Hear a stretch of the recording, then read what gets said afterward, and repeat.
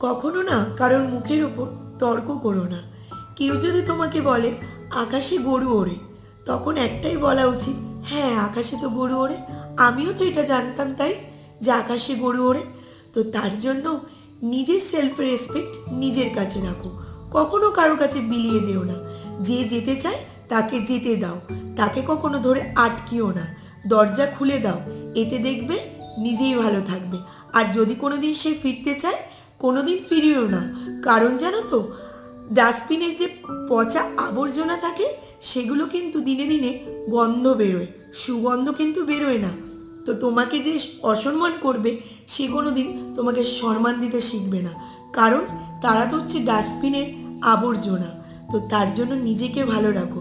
একটা অচেনা মানুষের থেকে তুমি যতটা ভালোবাসা পাবে, আর তুমি যাকে ভালোবাসা দিয়েছো তার থেকে তুমি অসম্মান হবে, আর কিচ্ছু না।